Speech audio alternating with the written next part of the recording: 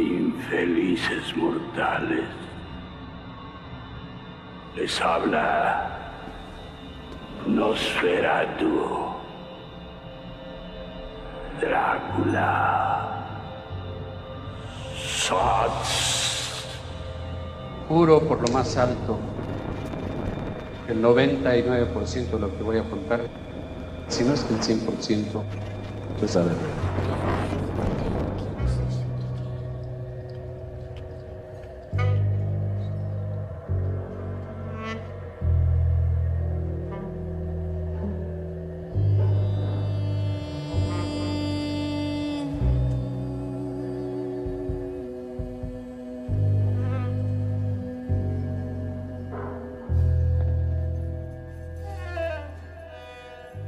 Era locutor, venía de haber dejado la carrera de leyes, estaba entusiasmado con la cultura popular norteamericana, era un fanático del jazz, Charlie Parker, Miles Davis, Dizzy Gillespie, sobre todo Billie Holiday, desde luego, y también tenía una obsesión por los cómics.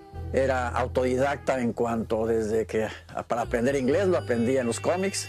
Era muy buen escritor, muy buen productor, cineasta de los mejores que hemos tenido en México. Una gente que sabía realmente de música, de jazz, y aparte pintor también. Eso lo hace abarcar todas las artes. Era un Juan López Moctezuma exitoso. Vivía en una zona privilegiada de la Ciudad de México. Era una persona con una gran riqueza intelectual, una gran creatividad. Y Juan me llamaba mucho la atención por esto. Era muy creativo. Sí, era muy creativo. Pero también tenía interés por lo que es el horror en un sentido más literario. Las historias de Edgar Allan Poe le fascinaban. Y me acuerdo que siempre me traía libros de Edgar Allan Poe. Muy amable con las damas. Y pues se dice que como en aquella época, y creo que en todas las épocas, pues era carita. Era un hombre atractivo. Era casi un caballero inglés cuando lo conocimos la primera vez. Muy amable, muy educado, vestido de una manera impecable. O sea, tú no le ponías tacha a él cuando entró la primera vez por la puerta a la oficina. Soy Juan López Moctezuma. Fui conductor de televisión, locutor de radio, amante del jazz, director de cine, en especial una, Alucarda, maravillosa. Trabajé aquí y allá, viví aventuras, cosas maravillosas, y de ahí tengo que contarles algo extraordinario, algo fantástico. Una historia de alguien que se encuentra a sí mismo a través de dos personas. ¡Qué maravilla! Drácula.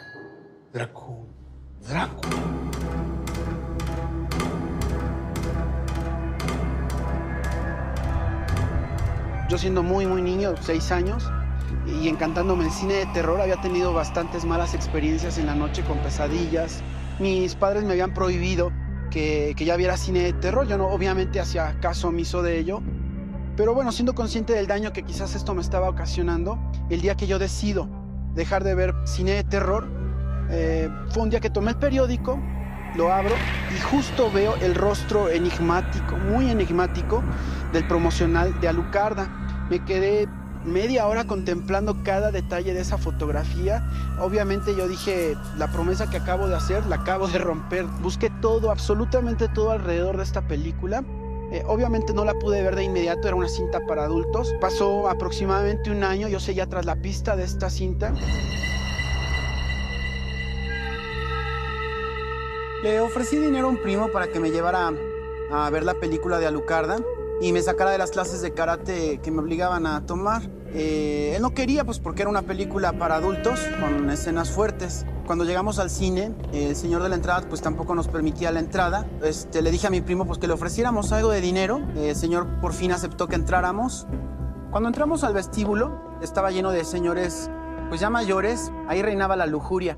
Quizá yo era el único niño ahí y que iba con otra perspectiva de ver esa película. Cuando entramos a la sala, la película ya había comenzado, estaban apareciendo los créditos. Y desde las primeras imágenes de Alucarda, estas me atraparon. La película en sí ocasionó estragos en mí, pero unos estragos sublimes, bellos. El ver unas escenas de terror, de belleza de esa manera, definitivamente cambiaron mi vida. Yo sentía cuando miraba la película que Alucarda me estaba retando directamente a mí, que me miraba a los ojos y me decía, investígame quién soy, de dónde vengo. Era como si mi propio reflejo me estuviera llamando.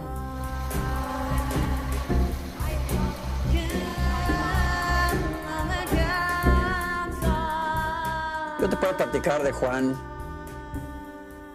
de su juventud, introvertido. Desde muy pequeño le gustaba dibujar, pero dibujaba para hacer cine. Porque él empezó como pintor. Él lo que quería era ser pintor. Estuvo en Esmeralda, estuvo en San Carlos como pintor. Fue también un apasionado de la lectura. Sin ser universitario él, tuvo ahí la entrada para formar 2 programas de radio que todavía a la fecha a veces pasan. Creo que fue el de los impulsores del jazz en México. Ateo, ¿verdad? Gracias a Dios. La familia, mi hermano, yo, mi papá y mi mamá. Y en ese tiempo mi papá era juez en el DF. Este era Juan, ¿verdad? Este de aquí, haciendo la primera comunión con mi madre.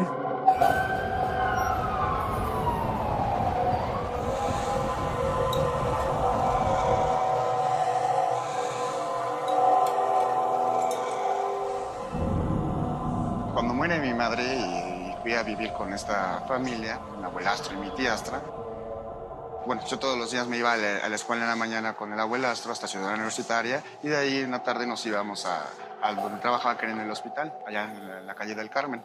Entonces él me decía, te quedas aquí quietecito y sentadito sin dar lata, y pues, bueno, yo nunca hice caso, ¿no? Obviamente.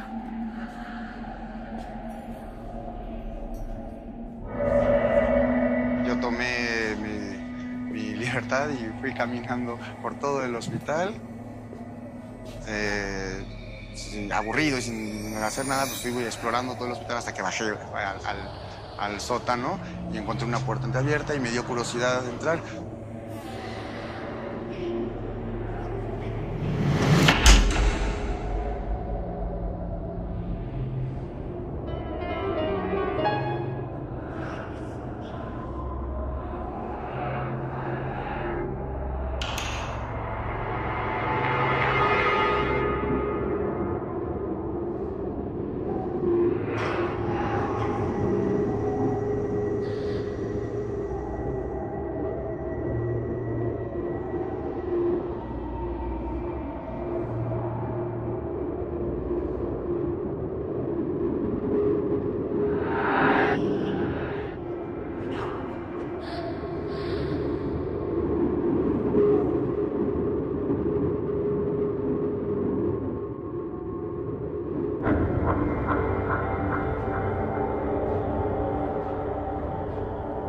Justo cuando entro sentí un terror, una cosa muy fea, ¿no? Un dolor, un sufrimiento al ver en una camilla el cuerpo desnudo de una mujer en el que yo obviamente de inmediato imaginé que era mi madre, ¿no? Con todo este problema que yo veía a mi mamá en todas las mujeres que se le parecía. Pero al mismo tiempo, bueno, fue algo fascinante, excitante para mí, ¿no? Me había llenado de excitación, ¿no? A mi corta edad de 9 años, bueno, su piel dura tal vez, pero al mismo tiempo se veía tan suave, su cabello, sobre todo esa mirada perdida, ¿no? De los ojos abiertos del cadáver. Algo muy excitante al mismo tiempo para mí. Claro, primero la locura, luego todo empieza a cambiar. El mundo es diferente, está al revés, el sol no ilumina, es turbio, es diferente, todo es distinto, hasta que al fin el refugio. Encontré el refugio, el pequeño refugio, en un pequeño lugar. Venice, la pequeña Venice. En California, claro. La Venecia gringa, le decía. Bueno, y ahí, y Lilith fue la primera mujer de Adán. Lilith, maravillosa Lilith, y fue mi mujer. ¡Mi mujer!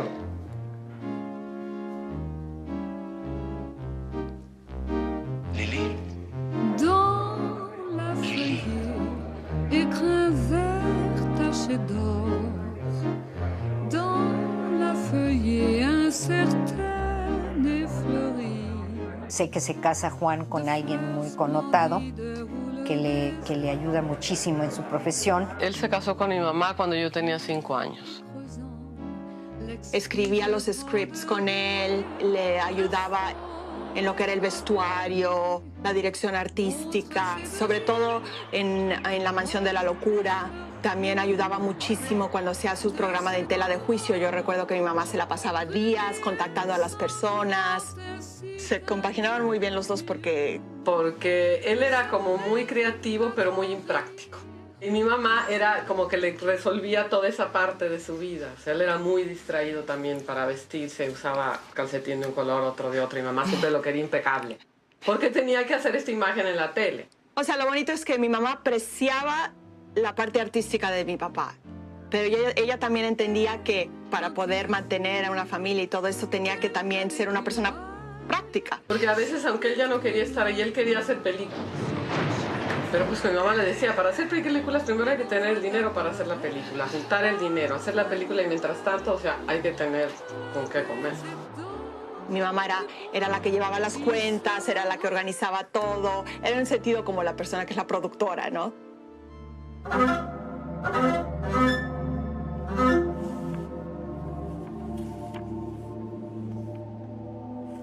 Después de que vi la película, pues para mí fue un shock mental. Penetré exactamente en un mundo que yo ya había imaginado. Inclusive te puedo decir que muchas de esas imágenes yo las había ya dibujado de niño.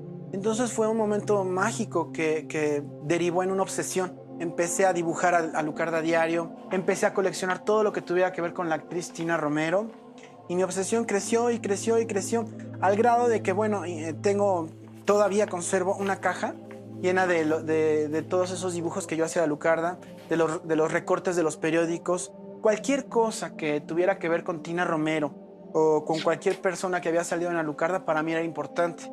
Obviamente esta obsesión pues creció a tal grado que pues mi mamá sí empezó a notar raro esa colección tan despampanante de esta película. Los primeros recortes me los tiró mi mamá porque dijo que me pasaba, que eso no era normal. Pero bueno, bajo esta obsesión, pues obviamente no se podía quedar ahí. Y yo empecé a coleccionar más y coleccionar más. Lo que más me llamó la atención de ese rostro era algo que escurría del ojo. No sabía yo si era una gota de sangre o una tira de cabello. Y hoy en día puedo decir que no sé qué es lo que me llamó tantísimo la atención y qué es lo que despertó tanta curiosidad en mí. Este es mi cuarto, es un cuarto pequeño, como mi propio mundo, porque realmente en él solo entran muy pocas cosas las que yo permito y muy pocas personas también. Mi infancia fue caracterizada principalmente por un total autoaislamiento, un pequeño mundo también, del cual solo formábamos parte yo y mi madre. Mi madre para mí fue todo y lo es todo. Es la persona pues a la que más he amado en mi vida, a la que más he venerado, respetado, le he rendido casi culto a mi madre.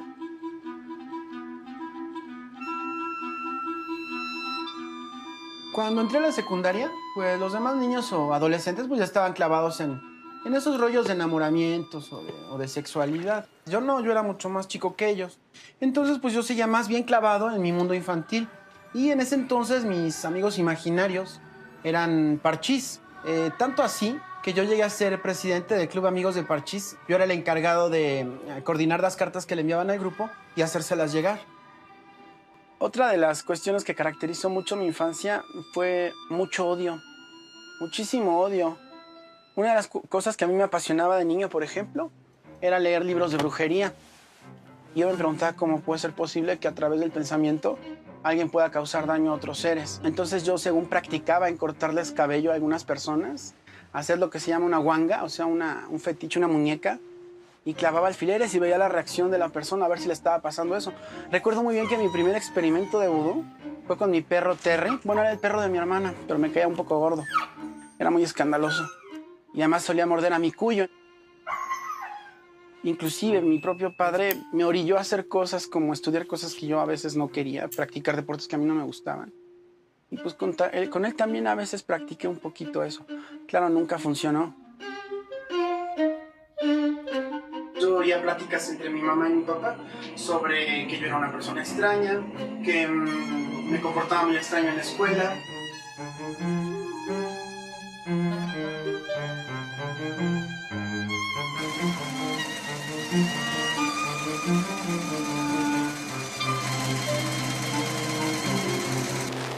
En la obra cinematográfica de Juan empieza tardíamente, cuando los de su generación ya han tenido las facilidades de filmar, facilidades que casi todos desaprovechan. Llegó justo en el momento en que se gestaba un movimiento que era muy allegado a sus intereses. Jodorowsky viene a México, trae consigo todas las premisas del pánico, ¿no? Que son simultaneidad, horror, humor. Entonces era básicamente un cine independiente que yo creo que no lo hacían con el afán de ganar mucho dinero. Y vaya, era un cine que se hacía prácticamente por amor al arte, ¿no? Al arte pánico en particular. A pesar de que se ha dicho de que se trata de un cine muy pobre técnicamente, de que se le ha denostado por ese aspecto, yo creo que su principal objetivo era hacer imágenes que nunca se olvidaran. No eran comedias, no eran melodramas, no eran películas de terror. Por supuesto se debe a que pues no eran directores per se, ¿no?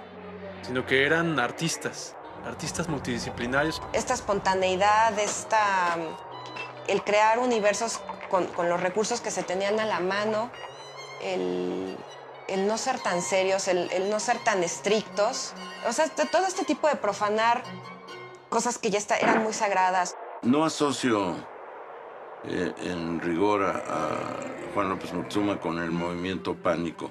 Creo que coincidieron. Esa idea de ir hasta el final del descabellamiento de los personajes. Pero no toda esta poesía o todo ese lirismo prefabricado. Con lo que yo asocio a Juan es con Juan. Él era su propio movimiento.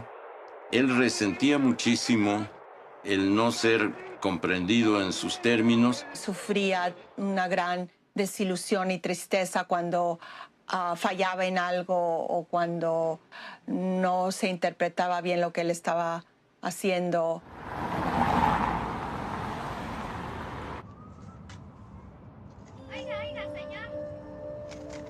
Hola. Hola.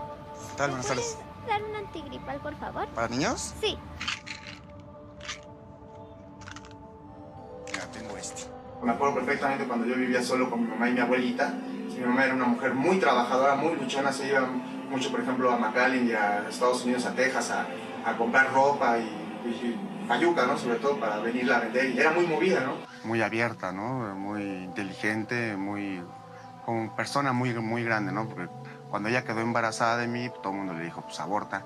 Y ella dijo, no, yo lo quiero y me lo voy a quedar y sin su ayuda.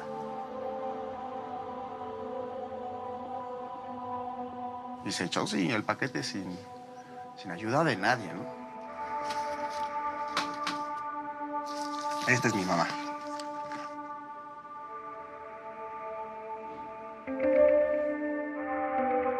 Bueno, pues mi mamá era modelo. Muy bonita, muy valiente, llena de energía. Me acuerdo que estaba muy feliz, me acuerdo perfectamente el día que mi mamá se casó con Gerardo, aunque yo no sabía que no era mi papá, pues sí, lo tenía como un padre, ¿no?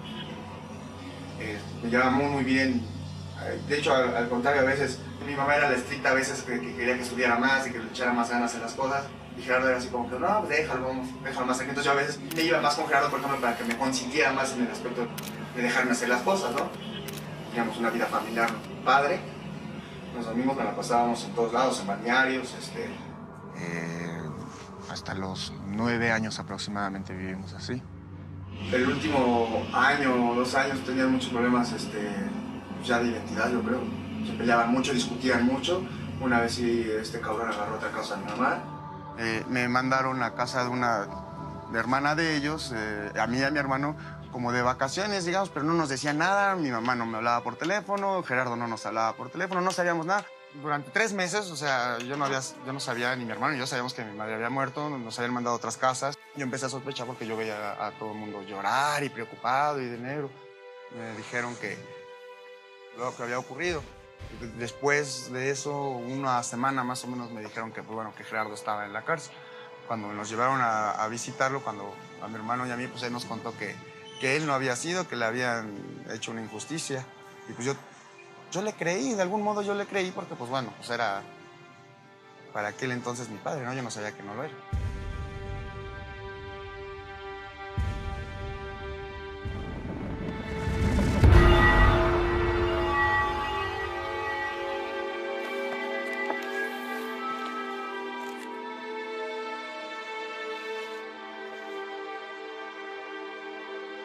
Cuando me dan el expediente, cuando yo tengo el expediente, obtengo más bien el expediente, porque no me lo dejaban tener, y vi las fotos de los acontecimientos, ¿no? De mi madre que había sido ahorcada, golpeada y todo, pues todo el amor que pude haber tenido, que tenía para él, se convirtió en un odio extremo, ¿no? En un desconcierto, en un tratar de entender por qué, el por qué, ¿no?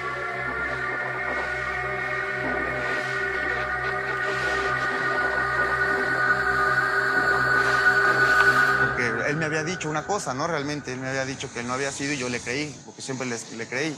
Y fue un choque emocional muy, muy fuerte, tanto que lo odio a muerte, ¿no? Como para matar. Me cambió por lo completo. No sé cuál hubiera sido mi vida, ¿no? Yo tenía 9 años cuando todo esto ocurrió, pero sí. Mi vida hubiera sido distinta, otra. Yo hubiera sido piloto de avión.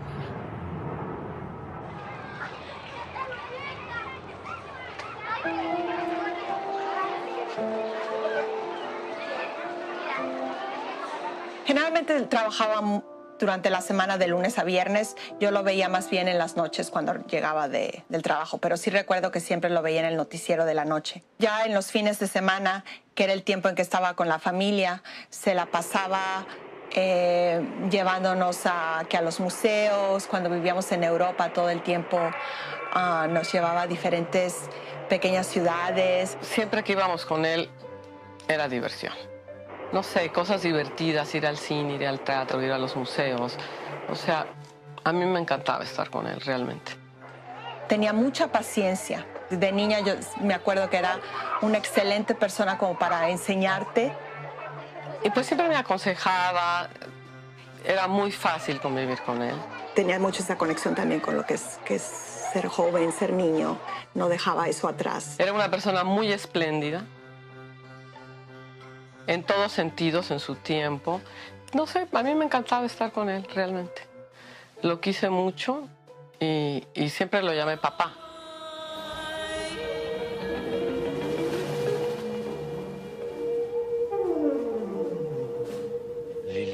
Lilith, me hice amante de Lilith, pero no de ella, sino de su cabellera. Su cabellera, ella era su cabellera y yo era en su cabellera.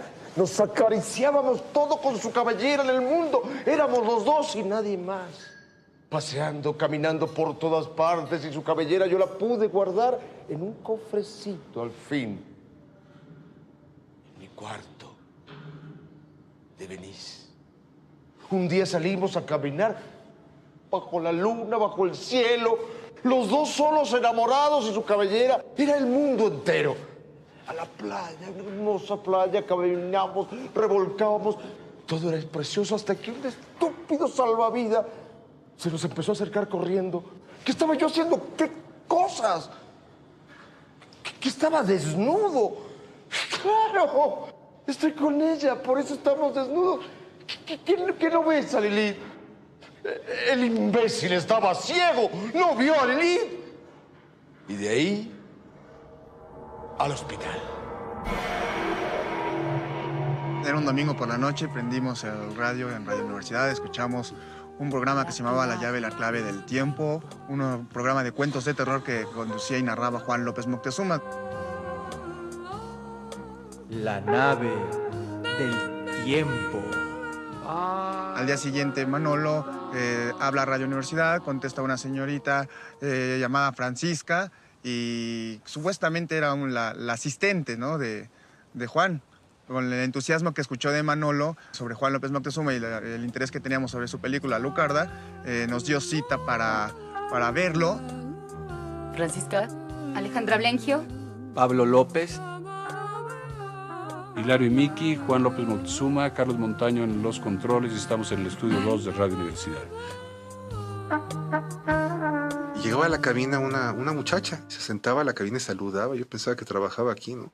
Su asistente así directa, y no era nada más su asistente, era más que su asistente.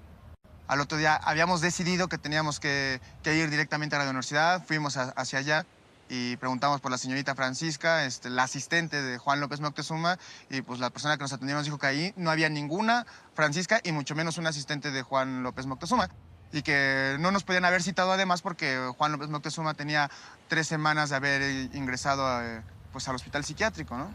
En la noche estábamos desconsolados porque habíamos perdido la cita con Juan López Moctezuma, pero de pronto entró una llamada, era de la señorita Francisca, la supuesta asistente de Juan. Estábamos muy extrañados porque nosotros nunca dejamos ningún dato, teléfono ni nada ahí en la recepción donde los habíamos ido a buscar. Francisca nos dijo que no nos preocupáramos, que en 2 o 3 días más teníamos una cita ya con Juan en el hospital psiquiátrico. No lleguen tarde.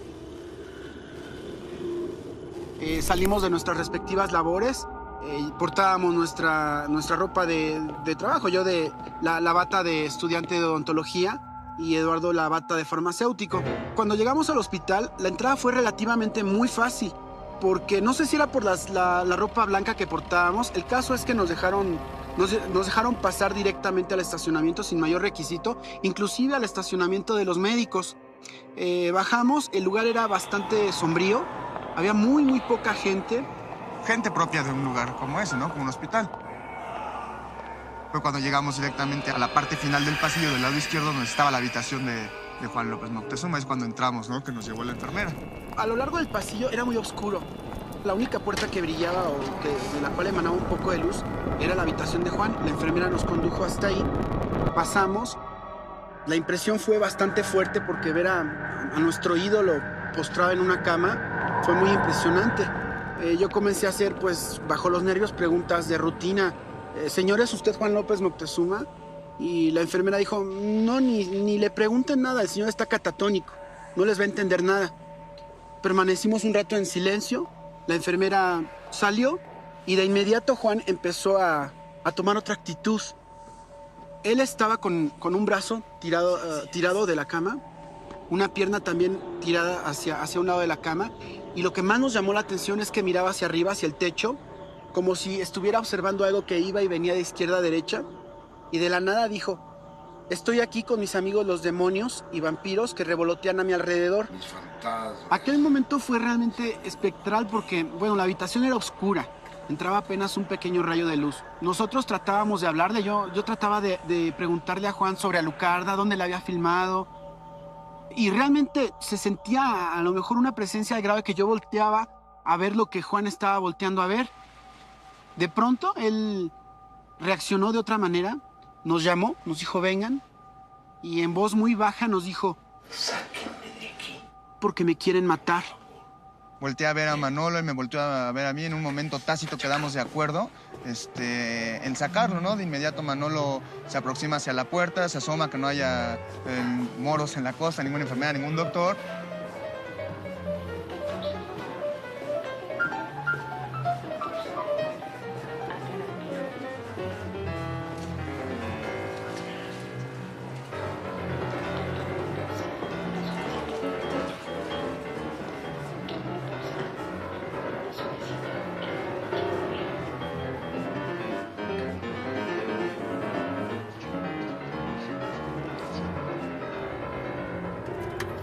Nos dirigimos al estacionamiento, subimos a Juan en la parte trasera, lo recostamos y nos salimos del... Yo arranqué a toda velocidad, obviamente teníamos miedo de haber sacado a Juan del hospital.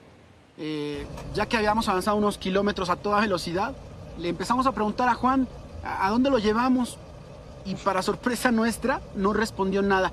No sabíamos si en realidad era él. La única referencia que teníamos era una foto en un periódico de cuando él estaba filmando alguna película, algunos años atrás. La verdad es que no teníamos la conciencia de que hubiéramos sacado a la persona correcta.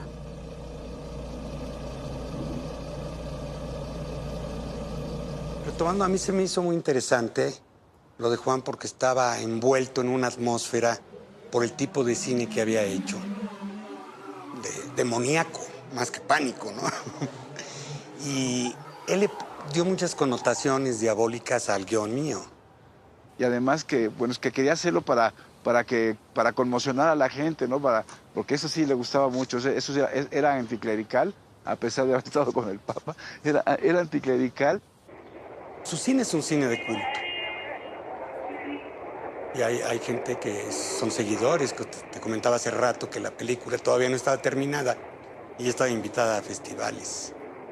Era todo muy enfocado hacia todo lo que era terror, a lo que era muerte, a lo que era sombras y todo eso. Y durante la película pues salió la posibilidad de que yo hiciera una danza, una coreografía para ella, ¿no? Pero no pasaron cosas que no fueron agradables. Quizá es uno de los excéntricos del cine más, digamos, más consecuentes con esa excentricidad en su época. Yo diría que participó en gran parte en una mirada que deseaba un cambio del establecimiento social, de las cosas como se manifestaban en ese momento. Sí. Él fue una persona muy iconoclástica, era una persona que estaba en desacuerdo con el sistema y sin embargo participaba en él. Lo sé que es algo que está detrás un poco de sus ideas de las películas de horror, que era un interés por lo que es los problemas sociales, por ejemplo. Yo fui testigo de su gran éxito en esa nación en donde el éxito no es nada fácil para el mexicano.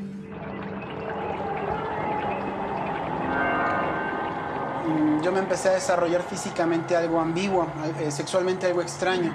Y se me empezaron a desarrollar las caderas, los senos. De por sí yo me sentía, bueno, ya extraño, aislado del resto de los niños.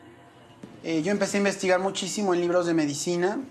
Fui con un endocrinólogo y bueno, pues se confirmó el diagnóstico de que yo tenía cierto grado de ambigüedad sexual o lo que se podría decir hermafroditismo. Me dijo, solo hay dos caminos. O te quedas como estás o te decides por reafirmar algunas de las características de uno u otro sexo. Por esa ambigüedad física que yo tenía, pues muchos compañeros de la escuela, su curiosidad la quisieron manifestar pues, hacia un abuso sexual que realmente no hubo, nunca lo hubo, pero el intento sí. Esto me llevó a tomar la decisión de definirme un poco más como varón, porque como varón te sientes más protegido. Yo estoy muy contento con lo que soy, amo ser como soy. No me cambiaría por nadie. Creo que todos los seres humanos siempre tenemos que optar por tener un disfraz. Yo me he visto de negro porque me siento aislado de la sociedad. Siento que vestido de negro yo soy juez de la sociedad y no al revés. Me daba coraje porque yo imaginaba que mi madre no estaba muerta, ¿no? Que no estaba muerta, que me había abandonado o que nos había abandonado y sentía mucho odio contra todo. Sí soy una persona que tiene mucho odio contra la sociedad, no contra la vida, contra la sociedad. Este es el asesino, mi mamá, mi tía abuela y mi abuelita, la mamá de mi mamá. Este es el papá de mi hermano, ¿no? Que le haría exactamente lo que le hizo a mi mamá, pero triplificado. Golpearlo en la cara hasta desfigurarlo y ya cuando esté sin fuerzas, asfixiarlo, ahogarlo. Era un niño que que era hiperactivo, que me daban medicamentos, ¿no? El Ritalin. Y que pasa esto de mi mamá. De la noche a la mañana me quitan el Ritalin, porque ya no me llevaban con el psicólogo, ya no me llevaban con los médicos esos que me hacían los encefalogramas, todo esto, ¿no? Ya no me lo daban, me quitaron así de un día para otro. Entonces, los Mondragón me metieron a un internado aquí en el Distrito Federal, de lunes a viernes. No era precisamente un orfanatorio, ¿no? Pero sí eran niños hijos de prostitutas, de drogadictos, de delincuentes. Pues me tocó meterme unas tranquisas y todo contra todos, ¿no? Entonces era más mi preocupación de estarme defendiendo y cuidándome Digo, parecía que yo estaba también en la cárcel directamente, ¿no? No tenía dignidad, no tenía orgullo, no tenía respeto. Y llegó un tiempo en que ya no soporté todo esto y me fui. Y ahí fue cuando empecé mi vagar por las calles y todo. Y me quedaba a dormir en ese tiempo en la calle, abajo de los puentes. Me quedaba aquí en las torres de satélite, en varios lados, ¿no? Iba caminando por algún lado y volteaba y veía a una mujer con las características de mi mamá y creía que era ella, ¿no?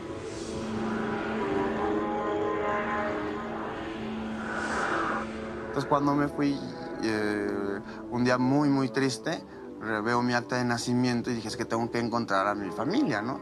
Tengo que encontrarlos. Cuando encuentro por fin la dirección y todo, como un imán, ¿no? Me fui atrayendo hasta que llegué derechito a la casa.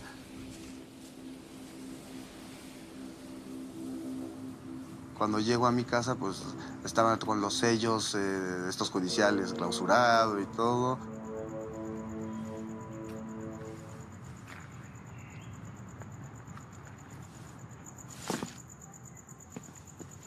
Me brinqué por la barda izquierda para ver, pues estaba vacía, toda llena de polvo.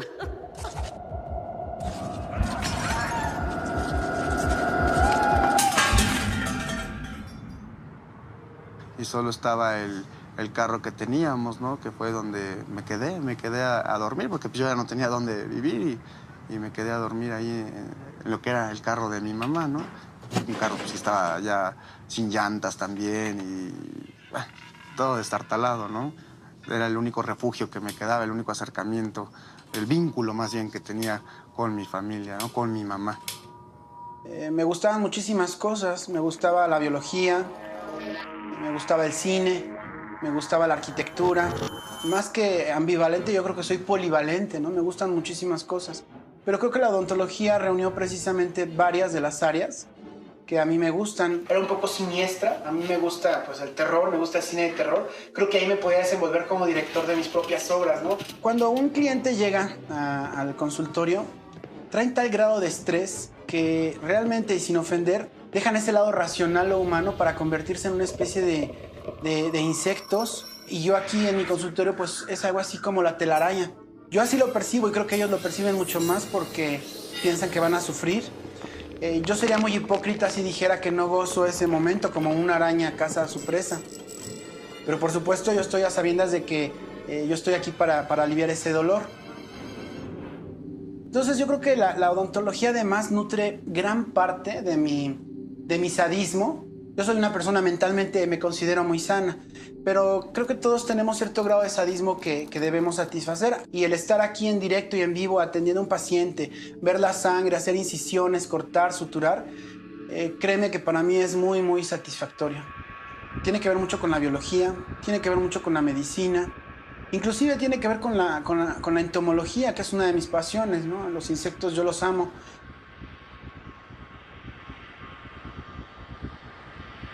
Gozo más estar con mis animales, con mis tarántulas, el quedarme viendo horas, cómo reaccionan, cómo se mueven. Y lo que más me fascina es ver cuando les pongo quizá alguna presa, el ver cómo van reaccionando. Ese juego de caza entre la tarántula y su presa es fascinante. Yo me puedo pasar 3, 4 horas tras mi pecera viendo el momento en que la tarántula llega a su presa y la devora. Esta es una Drosera regia, una de las plantas carnívoras del género Drosero más grandes del mundo. Y como se puede ver, tienen gotitas de mucílagos en tentáculos. Cuando un insecto se posa sobre ella, el mucílago los retiene, como está reteniendo mi dedo la planta, si se puede ver. Las plantas carnívoras para mí son mi gran pasión. Me gustan porque rompen o transgreden las leyes de la naturaleza. Normalmente los animales son los que depredan a las plantas. En el caso de las plantas carnívoras, la regla se rompe de una manera extraordinaria. Imagínate que una planta sea la que asesine y devore a un animal. Eso para mí es magia pura, ¿no?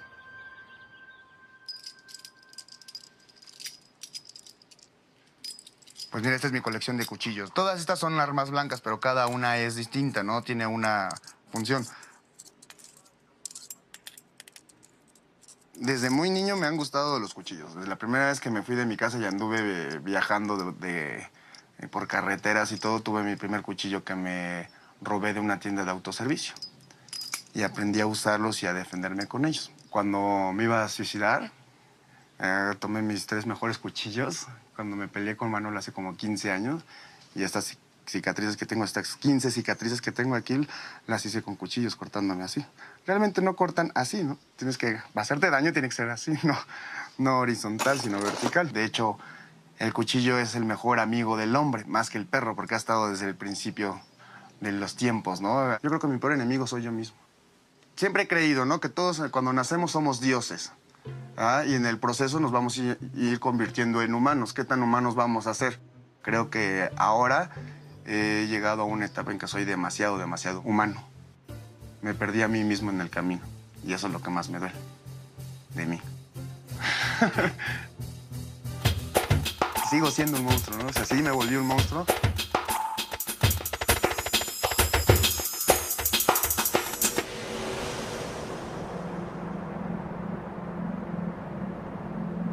Ya mayor, aproximadamente a mis 14 o 15 años, mi obsesión de Alucarda no había decrecido, muy por el contrario, seguía en aumento. Y yo estaba en un grupo de teatro. De hecho, si hubiera sido actor, me hubiera puesto como nombre profesional Constantino Romero. Constantino por Tino el de Parchís y Romero pues por mi amadísima Tina Romero. El director que nos dirigía, Fando Ilis, en ese entonces, estaba metido en cuestiones raras, esotéricas, de terror. Y una de las actrices había tenido traumas muy fuertes por el miedo que le inspiraba el director más que nada. Me dijo que por favor la acompañara a buscar un lugar religioso donde ella pudiera solventar un poquito ese terror. Fuimos a la iglesia que estaba más cerca de mi casa, ahí en el Mirador, y Diana entró a un grupo religioso. Yo me quedé fascinado por ver cómo tocaban la mandolina en la estudiantina y decidí introducirme a este grupo. Fue así como llegué a la iglesia del Mirador. Para ir a los ensayos de la estudiantina en la iglesia, yo siempre tenía que pasar por una calle donde, curiosamente, siempre me había llamado la atención un automóvil muy viejo. Era como un imán, me atraía. De entre todo el panorama que estaba ahí, ese auto en especial me llamaba muchísimo la atención y... Estaba cerca de la iglesia, por esta zona de satélite, en donde realmente conocí a Manolo, ¿no? El primer día que lo vi me impactó, me quedé anonadado en su aspecto primero físico, sí. Sí me quedé entre la duda, bueno, ¿es hombre, es mujer, qué es, no? Estando en plena misa, sentí una mirada insistente. Era la mirada de Lalo. Lo había visto y todo, pero no me atreví a acercarme, ¿no? Siempre me llamó muchísimo la atención. Me llamó mucho la atención su forma de ser, la manera en que siempre se vestía de negro, el cabello largo, ondulado. Él no dejaba de mirarme, me perturbó, me cayó mal, también me dio curiosidad de saber quién era o por qué me miraba con esa insistencia. De pronto se acercó. Yo subí a donde se pone el grupo a tocar y me le acerqué sigilosamente, sin que se diera tanto cuenta, me le pongo a un lado. Y me dirige la palabra y sus primeras palabras fueron que por qué era así. Yo dije, pues así soy. Dice, ¿pero por qué eres así? Me preguntó 2, 3 veces. Yo no sabía a qué se refería. Y a partir de ahí fue diario, una amistad constante.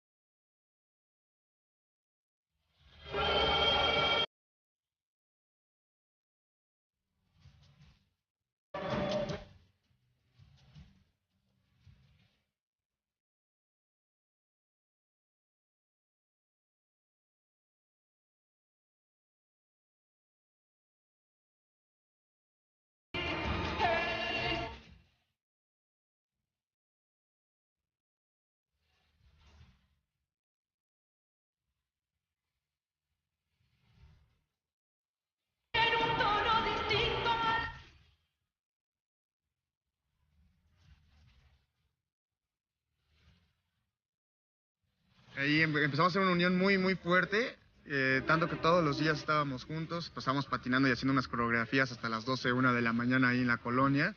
Entre otras cosas, pues bueno, empezamos a causar escándalo en la colonia, ¿no? En nuestra sociedad y más aún en la iglesia, porque si de por sí yo era el diablo, aunque era el acólito, era el diablo, el insoportable, era el pandroso, el rockero, el rompemadres de la colonia. No comprendían que alguien como él, el macho, se juntara con alguien como yo.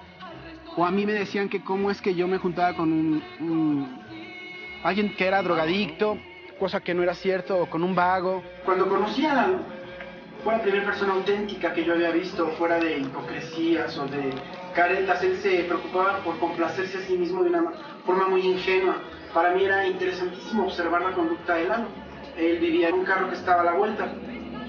Se encerró ahí, hizo su mundo y bueno, hicimos nuestro mundo porque yo ya era parte de su mundo y él era parte de mi mundo. Me gustan las mujeres y Manolo. Tomamos también como costumbre que cada noche, para que él durmiera, yo inventaba un cuento referente un poco a nuestras vidas y lo coleccioné en este cuaderno. Hasta las 11, 12 de la noche, una de la mañana se quedaba ahí conmigo en el carro, contándome cuentos, historias.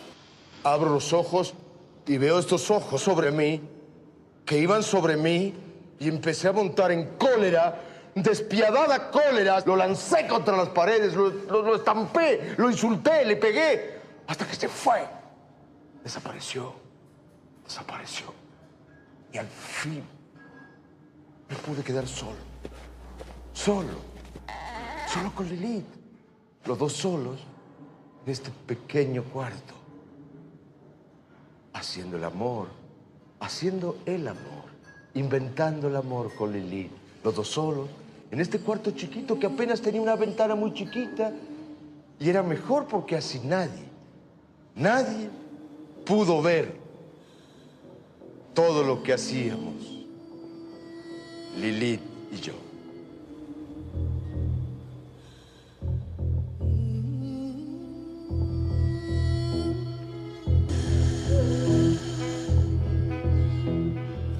Cuando murió Franco, que es cuando España finalmente se abrió al mundo porque había estado bajo esa dictadura de Franco, Televisa creo que vio la oportunidad de abrir un canal en España.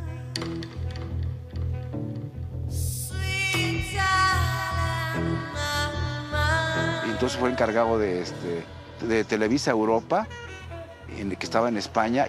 Era un hombre que se codeaba con los reyes, con las reinas, con el Papa. Entrevistaba lo mismo al Papa que al que estaba en ese momento en el Kremlin, por ejemplo.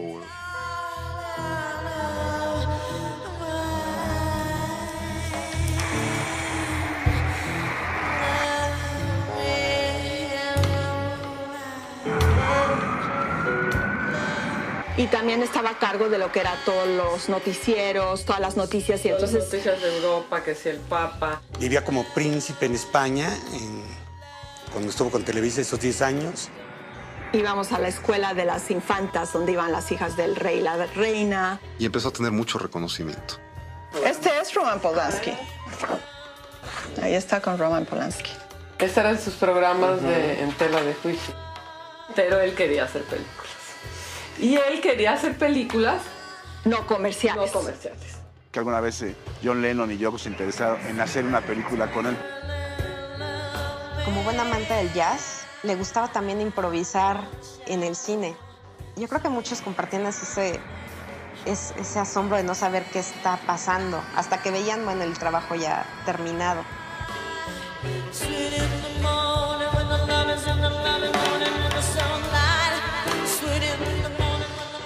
Tenía una escena donde andaba desnudo. Hizo su escena, se autodirigió y después, ya dirigiendo otras escenas, siguió desnudo totalmente ante el asombro del equipo técnico. Entonces, pues esa fue la primera señal de que algo iba a salir raro en el rodaje.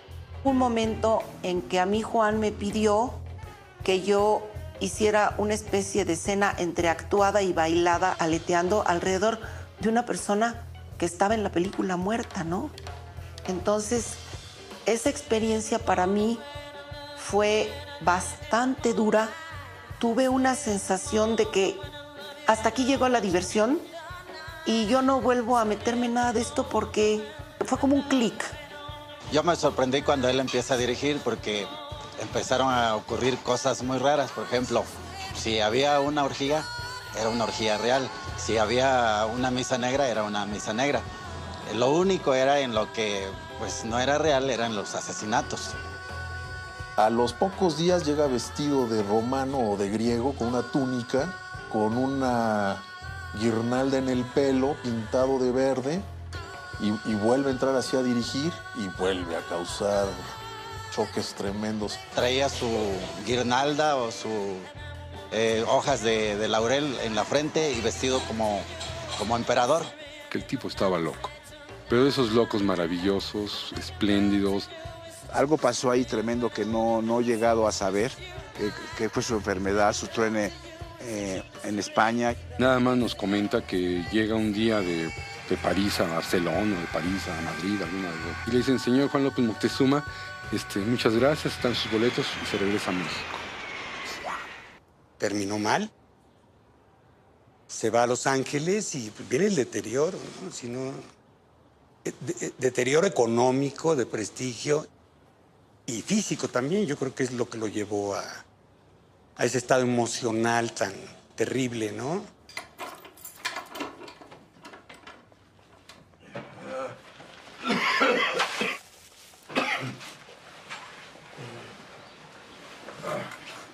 Llegamos a mi cuarto, subimos las escaleras, llegamos a la azotea, de inmediato lo metimos hacia mi habitación, donde estaba mi cama. Y Manuel y yo nos salimos a platicar, muy emocionados, ¿no? De que mira quién estaba con nosotros, ¿no? Juan López Moctezuma, nuestro ídolo, el creador de Alucarda.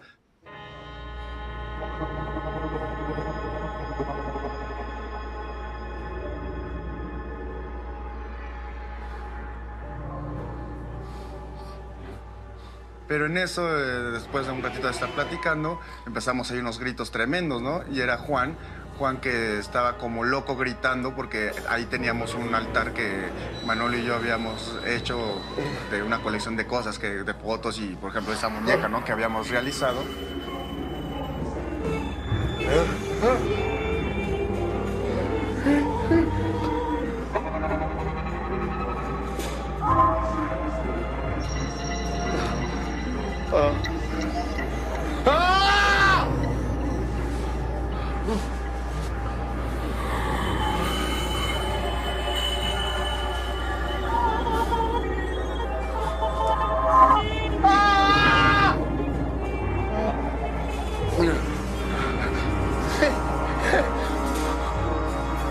¿Dónde estoy? ¿Dónde estoy? ¿Dónde estoy? Entramos a ver qué sucedía y él gritaba, ¿quiénes son ustedes? ¿Qué hago aquí? ¿Qué es esto? Estoy en el infierno, ¿no? Estaba gritando muy Más que con desesperado. palabras, lo decía con su actitud. Tenía los ojos desorbitados. En mi casa no pasa nada, llamas al hospital. Una medicina o algo.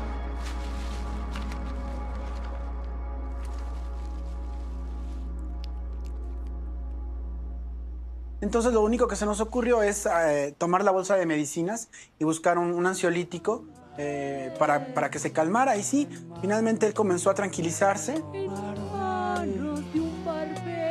Quizás si hubieran seguido siendo nada más locutor, que era lo que le gustaba, pero cuando lo meten como director de una empresa, y eso creo que no era lo que le interesaba, de ser director de una empresa, que era comercial, más que nada. Pero yo realmente creo que él se vino abajo cuando se divorció de mi mamá. Realmente. A partir de la ruptura con su pareja, la madre de sus hijas, debió haber causado en él un cambio muy drástico. Juan López Moctezuma me contaba que cuando estaba en Los Ángeles, ya sin trabajo, sin relación familiar, sin contacto con sus hijas y su familia cercana, me dice, Roberto, no me lo vas a creer, pero a veces me quedaba viendo la televisión 8 o 9 horas seguidas. No decía, pero la televisión estaba apagada. Se encontraba tan deprimido que no me podía mover. El cuerpo no se movía.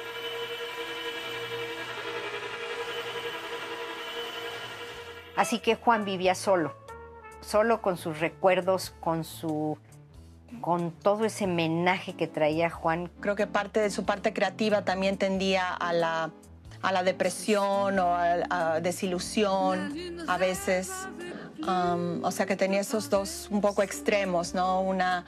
gran pasión y una gran energía cuando estaba metido en un proyecto. Empezó a tomar cosas que se le ocurrían ahí sobre la marcha y empezó a improvisar y improvisar. Entonces una película que iba a ser de unas cuantas semanas, a las 2 o 3 semanas ya no tenía material negativo que filmar. Hay personas que no solo les gusta ver estas cosas, sino que se alimentan de ellas. Pues la cosa es que nada más estén alertas a ver cómo funcionan después en su vida, cuáles son los resultados, ¿no?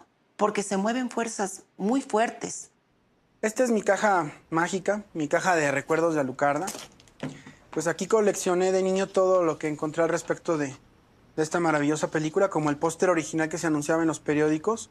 Esa vez yo me enamoré del cartel y le dije a mi primo que cuánto quería porque arrancara el póster de donde estaba pegado.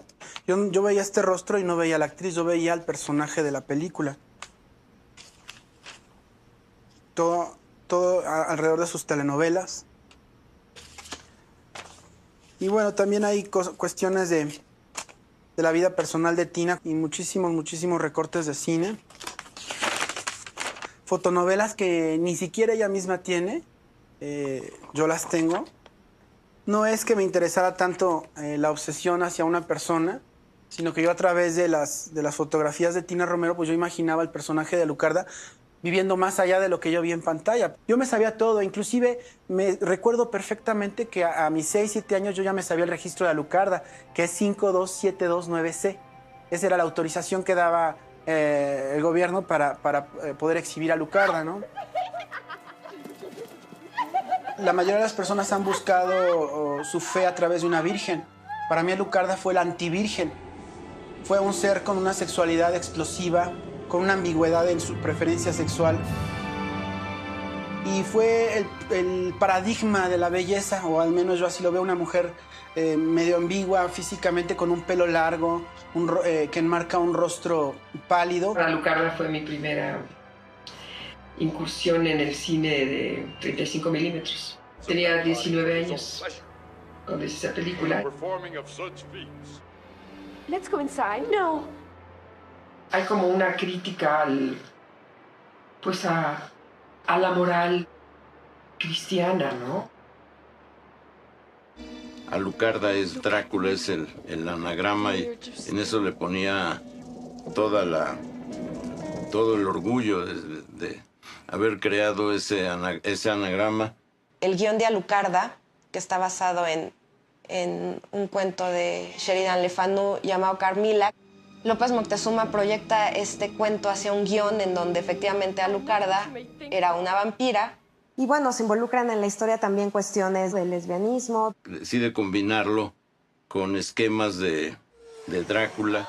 Tardé años en ver cuál era el sentido de Alucarda. Cómo lo que a mí me parecía una desmesura dentro de la desmesura tenía que ver con una imagen del cine y de la fantasía que en ese momento no estaba funcionando. Él tenía la tesis de ir hasta el fondo. Decía que algo que después ya es un lugar común, que las historias de vampiros, como los relatos de Lovecraft, incursionaban en las profundidades de la psique.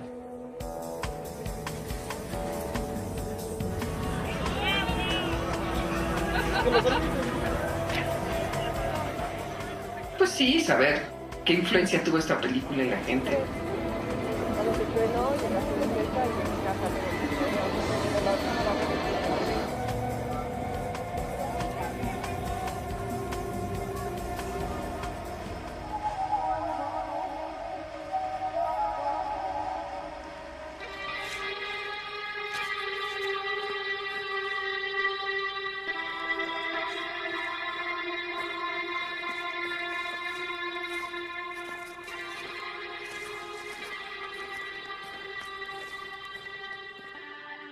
Lugares extraños, a sitios extraños. Antes nos la pasamos, por ejemplo, ¿qué hacemos? Vamos al cementerio. Y nos íbamos al cementerio de aquí de los Cipreses, ¿no? Y ahí nos pasábamos horas entre los muertos, ahí tranquilos, siempre los muertos no nos hablaban y no nos decían nada, les valía gorro, estaban tan tranquilos que se percataban de nuestra presencia, ¿no? Desde ese entonces, quizá desde los primeros días que yo conocí a Lalo, le platiqué que había una cinta mágica, una cinta maldita, le platiqué de Alucarda. No sé con qué entusiasmo se la platicaría yo, que él se entusiasmó desde el primer día igual en decirme, quiero ver a Alucarda, quiero ver a Alucarda. Y desde ahí, desde los primeros días de nuestra amistad, nació una búsqueda de Alucarda. Buscamos la película en cielo, mar y tierra, literalmente. Íbamos al Bazar del Chopo, íbamos a las tiendas de videos de Cineteca Nacional, a videoclubs inclusive foráneos que buscábamos la película. A Tepito pero no también. había en Tepito, pero no había absolutamente ningún dato de la película. Es más, en ese entonces nadie la conocía. Nadie absolutamente. Let's make a pact. Alucarda fue parte del nexo que nos unió, porque Alucarda en ese entonces representaba el misterio, la libertad. Le platiqué que Alucarda tenía una novia, que era Justine, que se enfrentaban al mundo porque el mundo que las rodeaba no estaba de acuerdo con su amor. Cuando vi, entendiendo un poquito la relación, la vida de Alucarda con Justine y todo, inmediatamente asumí el hecho de nuestras vidas de Manolo y yo de alguna manera, ¿no? Desde quién era Justine, por ejemplo, quién es Alucarda, ¿no? En este caso, pues él es Alucarda, y yo soy Justine. Podríamos ser yo mismo Alucarda a veces y en cierto grado Manolo y Justine, ¿no? Siempre hay, los dos podemos ser ambas personas. También el hecho de ser Justine, de cómo Justine pues, fue agredida por una religión, fue agredida por una sociedad, fue agredida también, por ejemplo, al perder, porque llega el momento porque se supone que perdió a sus padres, ¿no? También me vi muy identificado también, no solo con Alucarda, sino también con Justine. Sí hay una afinidad entre el mundo de Alucarda y mi mundo. Alucarda estaba en el coche, Alucarda estaba en nuestra ropa, Alucarda estaba sobre todo en nuestra imaginación.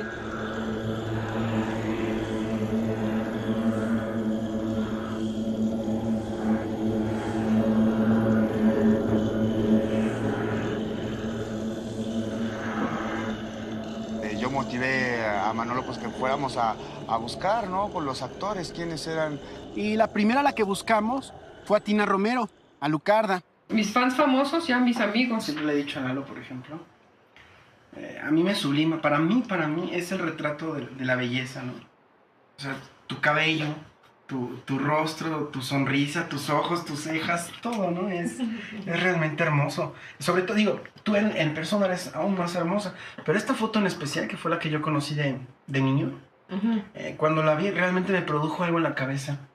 No sé, una especie de locura, que yo quería saber todo. Un enamoramiento. Sí, un enamoramiento instantáneo, se podría decir. Yo quería saber todo, de verdad, todo acerca de quién era esta persona. Tanto es mi pasión por el rostro de Tina, que también cuando adolescente, recuerdo que te regalé este cuadro, ¿no? Es sublime, ¿no? Ninguna otra actriz que yo conozca lo tiene. O que yo haya visto en alguna película. Rostros como el tuyo no existen. Solo no realmente. Muchas gracias.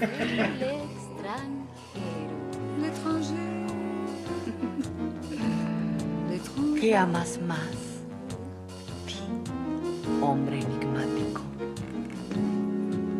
Tu padre, tu madre, tu hermana, tu hermano. No tengo ni padre ni madre. Él quería ver si podía empezar de nuevo. Tenía la esperanza de que cambiarían las cosas y se metió otra vez a la radio y a hacer programas de radio y luego comenzó a hacer su obra. Estoy feliz en Radio Universidad. Si no nos pagan más, seguiré haciéndolo gratis, pero me estaré sacrificando mucho. Yo sentí que había un poco un como renacimiento, que estaba él volviendo a disfrutar y a lo mejor lo que estaba haciendo no le estaba dando para vivir económicamente, pero le estaba dando satisfacción en términos de su espíritu, le estaba dando alegría poder crear, que es básicamente lo que él quería hacer. Él enfermó y sufrir de una enfermedad como la que él padeció es muy duro. Le dio como un stroke, una embolia, y terminó hospitalizado, le tuvieron que operar de esto. Hay momentos en que se entra en estados psicóticos durante la depresión y se tiene que estar confinado ¿verdad? O bajo tratamiento médico. Es lo que yo sospecho. Yo no creo que Juan se hubiese vuelto loco. Que el doctor, que era el neurólogo, me dice, tu papá está muy mal, pero te quiero decir también que tiene Alzheimer's. Que ya tiene un Alzheimer's avanzado. O sea, va a ser muy difícil, no sabemos qué va a pasar, pero te quiero decir que te prepares. Y bien, pues Juan se había quedado ya dormido, Manuel y yo nos quedamos un rato platicando. En la madrugada suena el teléfono, contesto y era la señorita esta Francisca en un modo muy gritón, muy pedante, muy altanero y grosero también. Pásenme, Juan. Comunicamos la bocina a Juan y Juan, conforme hablaba con ella, discutía, se puso muy alterado. Miedo, le dio muchísimo miedo ir a Francisca. Sí. ¿Por qué te fuiste? Francisca. Tú no me puedes decir a mí nada. Nada de eso. Aquí junto a mí. No. Tú tienes la culpa. Te tienes que regresar. No. Aquí es tu lugar. No me jodas. A mí me iban a matar. Tú querías que me mataran. Me daban toques eléctricos, en serio. Este es tu lugar. Aquí debes de estar. No me puedes decir eso. Regresar. Claro que te lo puedo decir. No seas cobarde. ¡Ya no me vuelvas a hablar! Escúchame, Juan. Regresa.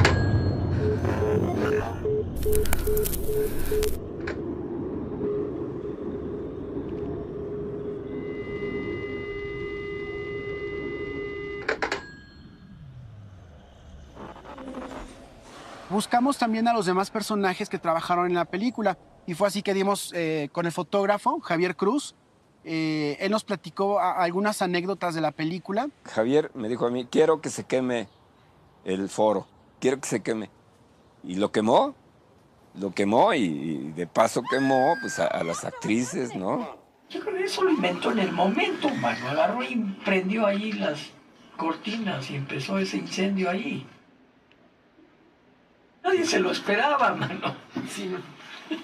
Y bueno, a la mañana siguiente, para nuestra sorpresa, vimos que Juan ya estaba levantado, estaba en el refrigerador. Fue un signo bueno para nosotros, no él que estuviese comiendo vaya, de que estaba comiendo. Voltea Juan y nos dice, ¿quién dicen que soy? Pues yo extrañado volteo y le digo a Manolo, no nos habremos traído al cabrón equivocado porque se me hizo raro, ¿no? O sea, que no supiera realmente quién era. Entonces ahí fue cuando decidimos que ponerle parte de sus películas de lo que teníamos de La Mansión de la Locura y de Alucarda para que las viera, ¿no?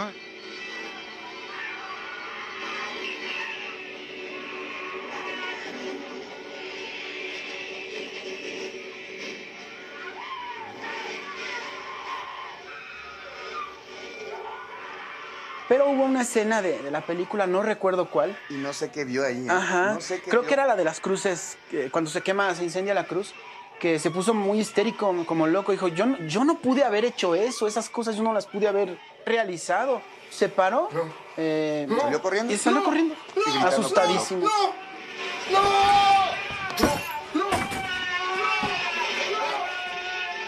Hubo un momento donde yo me estaba de veras ahogando. Cuando se muere Alucarda, yo me estaba muriendo, en serio. Y un monje se dio cuenta. Tina Romero, la actriz, se empieza a asfixiar por el humo que estaba emanando del incendio. Pero con el humo que me inyectaban en el vestido, me empecé a asfixiar. Empezó el humo a subir a la tramoya. En la tramoya había gente. Entonces empieza el pánico. Y se empiezan a dejar caer y cosas de esas, ¿no? Y él decía, muérete, y me gritaba más fuerte, muérete, síguete muriendo. Y me gritaba, entonces Alucarda tenía que estar así como toda en trance, ya que Alucarda ya se desintegraba. Si no es por ese monje que está ahí, era un actor que hacía de monje. Entonces ya me acuerdo que me sacó cargando del set. Ni siquiera me sacó caminando, no podía yo ya caminar. También cae una viga incendiada y le cae sobre una monja que era extra. En ese momento corremos a auxiliar a la monja que se estaba incendiando y pues vean. Y lo único que se me ocurrió fue enseñarle un periódico, este periódico, y le dije, este eres tú, el director de las películas que acabamos de ver, el director de las películas que Lalo y yo tanto amamos.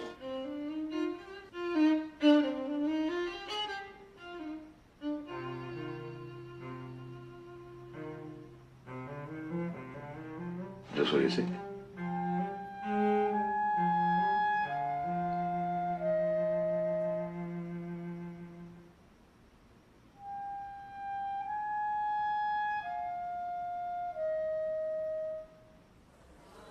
Despierto en el hospital.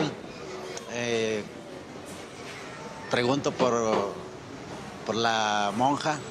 Yo sabía que, creo que se llamaba Francisca, muy amiga de Juan López Moctezuma. Bueno, el teléfono empezó a sonar también ese día y sonaba, y como teníamos la verdad miedo de que fuera Francisca, no contestamos hasta que nos cansó tanto timbrazo y preferimos desconectar. Bueno, ya para la noche Juan se durmió tranquilamente y fue entonces que Lalo y yo decidimos maquilarle una sorpresa.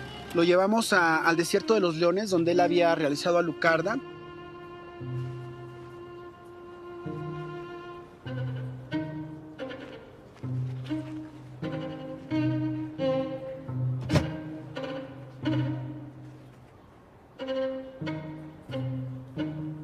Y Lalo lo llevó a que viera esos senderos.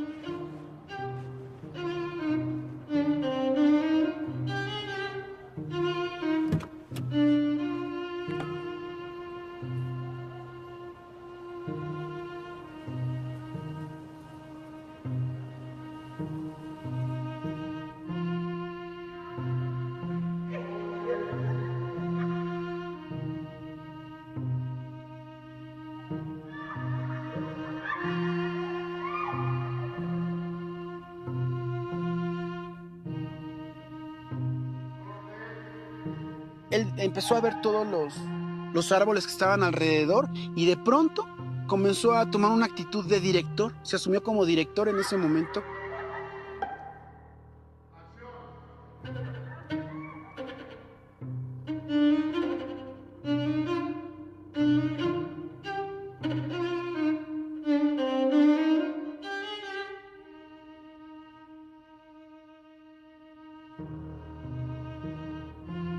Pues no creo que no tengo palabras para describir realmente lo que sentía en ese momento, pero era, pues, sería exagerado decir una realización plena en cierto sentido, ¿no? Pero sí fue lograr uno de mis más grandes deseos. Imagínate lo que era estar yo disfrazado de Alucarda frente al director que creó Alucarda y viviendo un momento tan mágico en el que él empezaba a recuperar un poco la cordura. Llegué a donde ellos estaban, Juan volteó, me vio, se impresionó, de momento su mirada fue de terror, pero poco a poco fue tomando otra actitud, nos abrazó y en ese momento comenzó a llorar.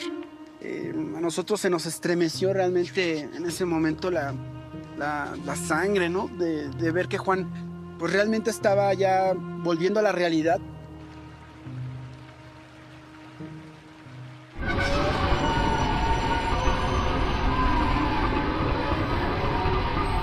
Decidimos llevarlo ahora al Chopo, donde se grabó La Mansión de la Locura. Ahí nos estuvo comentando de aquí puse las cámaras, aquí estaban los actores, aquí estaban las cajas con los cristales y las personas adentro. Ya en la tardecita nos fuimos en el carro, en el Volkswagen azul, de regreso, y de pronto en la radio se escucha pues una noticia. Queridos radioescuchas de Panorama del Jazz, les suplico, si tienen informes de nuestro querido amigo Juan López Moctezuma, hay 2 días que no se sabe nada de él, está en el psiquiátrico y desapareció.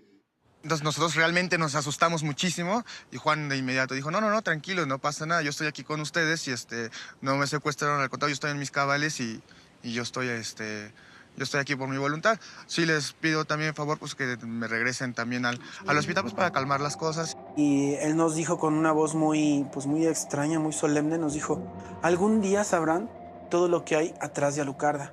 Nació realmente una gran amistad entre Juan y nosotros. Diario era ir a verlo, era tener charlas no solo sobre cine, sino sobre la vida en sí. Y afortunadamente con esta misma grabadora, Lalo y yo pudimos registrar las conversaciones que teníamos con Juan acerca de cine, acerca de muchísimas cuestiones de la vida misma, ¿no? Perdí a mi padre sin sentirlo. Murió mi padre y me lo ocultaron. Me dijeron que se había ido de viaje, que volvería algún día, que no me preocupara, que en algunos años estaría de nuevo conmigo, que se había ido a recorrer el mundo.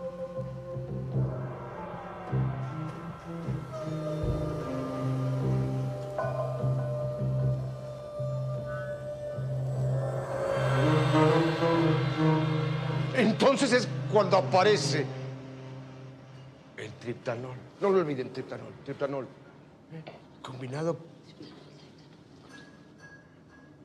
con una pedrina, con Lexotan. De pronto aparecen los médicos y me dicen, hay algo más, una novedad, Mr. Moctezuma. Prozac. Es lo último. ¿No han probado el Prozac? No conocen el Prozac. Van mal, están anticuados. El Prozac es lo nuevo. Y combinado con las otras, Dios mío, es algo maravilloso. Te cura. Te quita ideas de la cabeza, locuras, fantasmas. También Lilith empezó a desvanecerse, a ponerse un poco más pálida, a irse poco a poco. Pero me estaba curando. Pero Lilith se iba, no podía alcanzarla, no podía tocarla, no podía verla. Se iba hasta que ya no la podía ver, tocar. No está, cada vez estaba más lejos, está yendo Lilith. Y un día entonces vuelven los doctores y me dicen, Mr. Moctezuma, tenemos buenas noticias.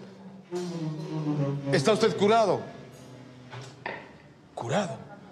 ¿Se puede ir? Estoy curado. ¿Me puedo ir? Y me fui, curado. Y ahora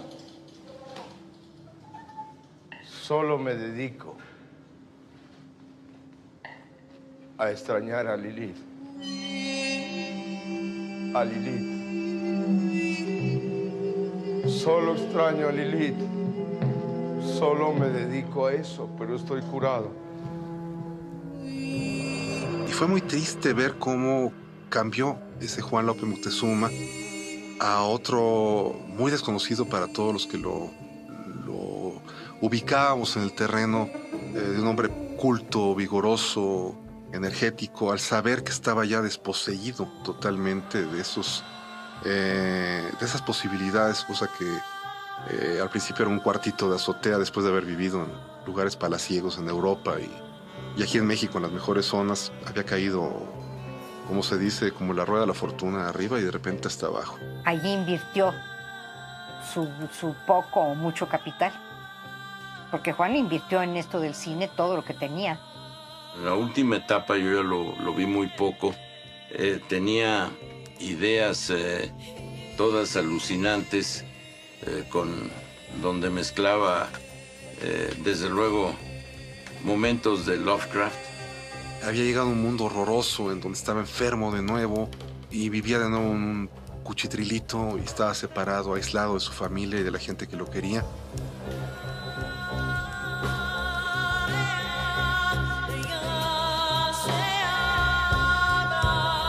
You have to die.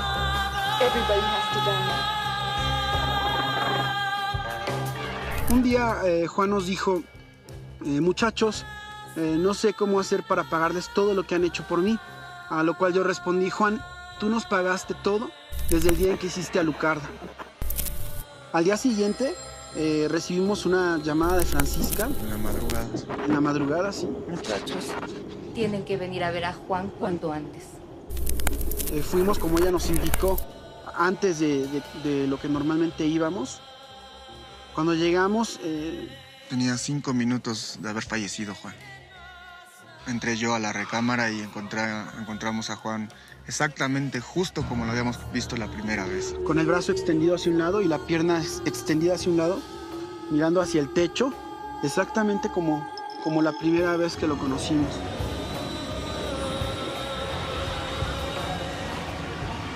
Y cuando yo llego a esa funeraria, veo que no hay nada. Ni un ramo de flores, nada más el féretro en medio, ni una sola persona. Para mí fue muy triste. No terminó él su vida en una forma muy placentera, que sufrió mucho, pero puede haber sido que todo este tipo de cosas lo hayan enfermado, ¿no? Es posible. Lo dejamos abierto. Yo siento que nunca dejó de ser niño, que hubo a lo mejor unos unos enormes vacíos. Entonces yo creo que son personajes que se deben a su momento y que su momento incluso los quiso exterminar, ¿no? Y yo creo que Juan estuvo tan obsesionado con lo que hacía que pues todas estas obsesiones lo llevaron a lugares muy peligrosos, de mucho sufrimiento, de mucha soledad. Porque Juan quizá necesitaba también ver el reconocimiento de su trabajo en el público. Pero eso no lo marcaba, él no era un resentido en el sentido profesional del término, sino alguien convencido de que la historia le iba a hacer justicia. Era uno de los abismos más brillantes y portentosos. Encontró él su destino cinematográfico y su manera de comunicarse con las generaciones siguientes. O sea, que esa sensibilidad lleva a los artistas a apreciar cosas en el mundo que los demás no podemos ver. Y de hecho, ellos a través de su obra nos hacen ver esa magia que existe en el mundo. El arte o el teatro, el cine, pues tiene esa forma como de vampiro también, de que tú bebes la energía y la sangre, pero la das a otros, es decir, la transformas. El autor de cine, el guionista, el fotógrafo, el director de cine te está mandando su mensaje. Y ese mensaje a veces lo puedes sentir más allá de la luz que se refleja en tus ojos, ¿no?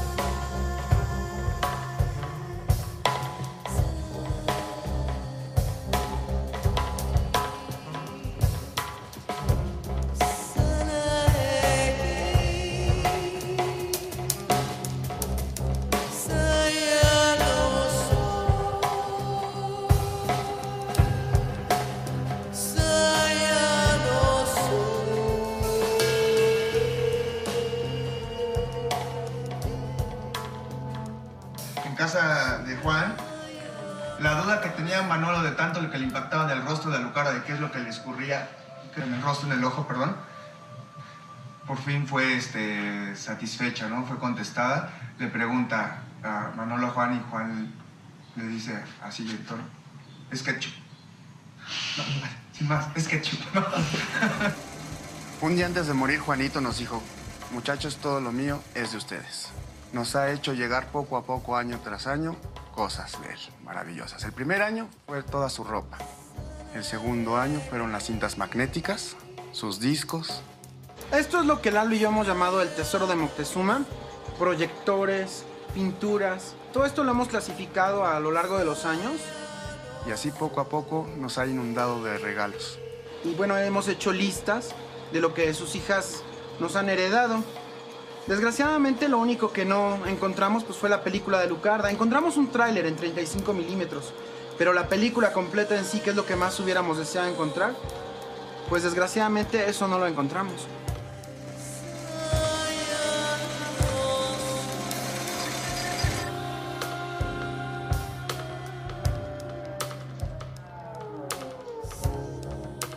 Después de que murió Juan, pues investigamos mucho alrededor de Francisca, tanto para hablarle de Juan como para quitarnos la inquietud de que, por Dios, tenía que haber existido.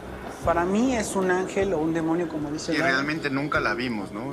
Solo hablamos por teléfono con ella, nunca la vimos. Él sentía este fantasma, Francisca, y él en realidad se llamaba Juan Francisco. Entonces, pues no sé si eso tenga algo que ver con su percepción de la parte femenina.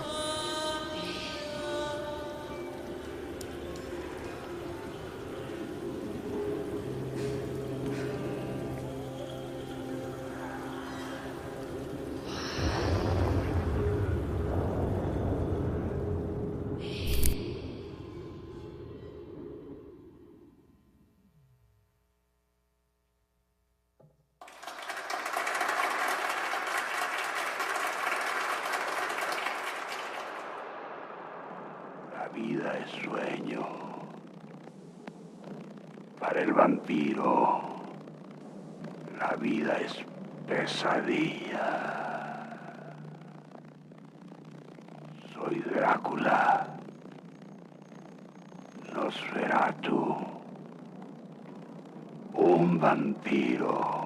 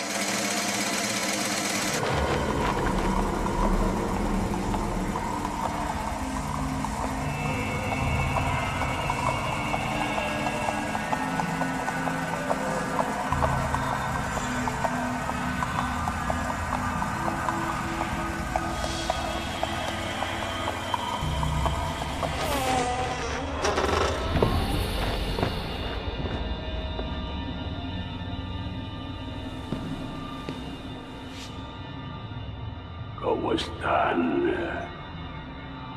infelices mortales? Les habla Nosferatu, Drácula, Sots. Juro por lo más alto que el 99% de lo que voy a contar, si no es que el 100%, pues a ver.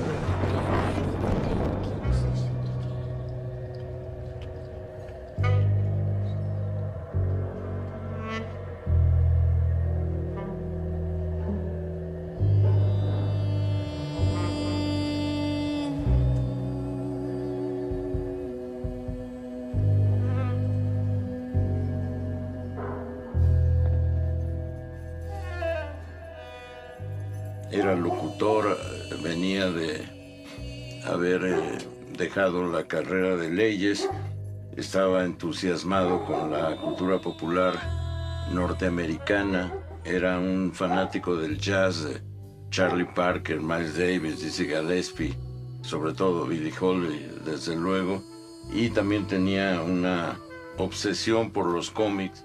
Era autodidacta en cuanto desde que para aprender inglés lo aprendía en los cómics. Era muy buen escritor, muy buen productor. cineasta de los mejores que hemos tenido en México, una gente que sabía realmente de música, de jazz, y aparte pintor también. Eso lo hace abarcar todas las artes. Era un Juan López Moctezuma exitoso, vivía en una zona privilegiada de la Ciudad de México. Era una persona con una gran riqueza intelectual, una gran creatividad. Y Juan me llamaba mucho la atención por esto. Era muy creativo. Sí, era muy, muy creativo. Pero también tenía interés por lo que es el horror en un sentido más literario. Las historias de Edgar Allan Poe le fascinaban y me acuerdo que siempre me traía libros de Edgar Allan Poe. Muy amable con las damas y pues se dice que como en aquella época y creo que en todas las épocas, pues era carita. Era un hombre atractivo. Era casi un caballero inglés cuando lo conocimos la primera vez. Muy amable, muy educado, vestido de una manera impecable. O sea, tú no le ponías tacha a él cuando entró la primera vez por la puerta a la oficina. Soy Juan López Moctezuma.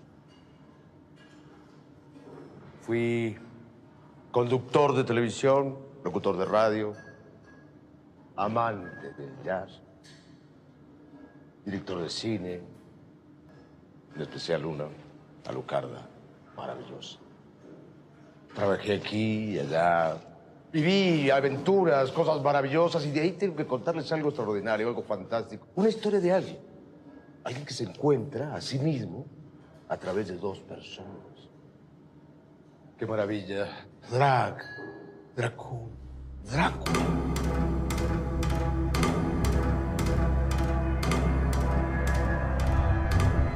Yo siendo muy niño, 6 años, y encantándome en cine de terror, había tenido bastantes malas experiencias en la noche con pesadillas. Mis padres me habían prohibido que ya viera cine de terror. Yo no, obviamente hacía caso omiso de ello.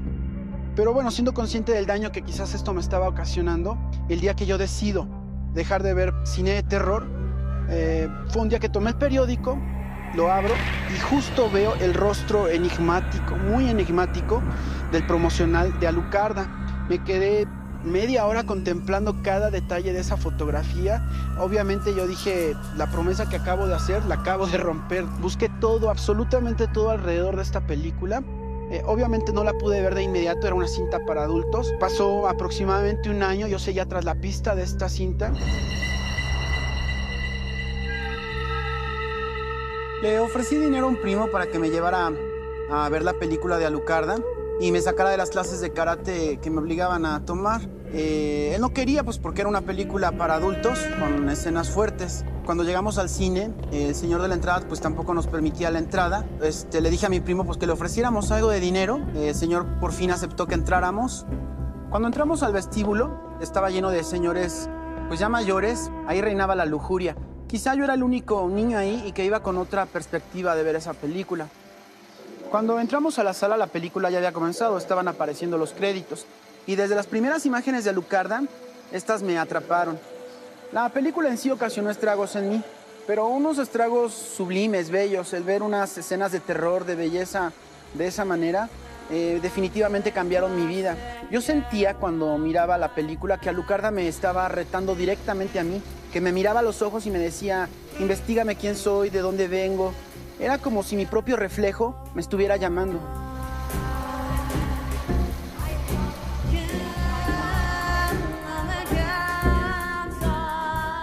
Yo te puedo platicar de Juan, de su juventud. Introvertido. Desde muy pequeño le gustaba dibujar, pero dibujaba para hacer cine. Porque él empezó como pintor. Él lo que quería era ser pintor. Estuvo en Esmeralda, estuvo en San Carlos como pintor. Fue también una apasionada de la lectura. Sin ser universitario él, tuvo ahí la entrada para formar 2 programas de radio que todavía a la fecha a veces pasan. Creo que fue el de los impulsores del jazz en México. Ateo, ¿verdad? Gracias a Dios. La familia, mi hermano, yo, mi papá y mi mamá. Y en ese tiempo mi papá era juez en el DF. Este era Juan, ¿verdad? Este de aquí, haciendo la primera comunión con mi madre.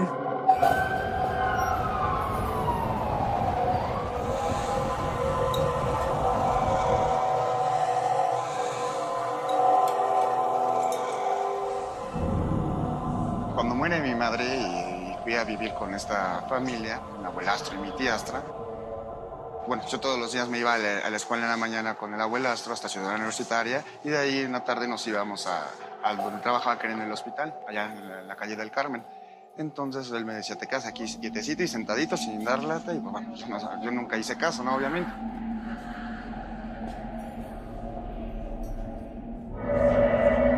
Yo tomé mi libertad y fui caminando por todo el hospital. Aburrido y sin hacer nada, pues fui explorando todo el hospital hasta que bajé al sótano y encontré una puerta entreabierta y me dio curiosidad de entrar.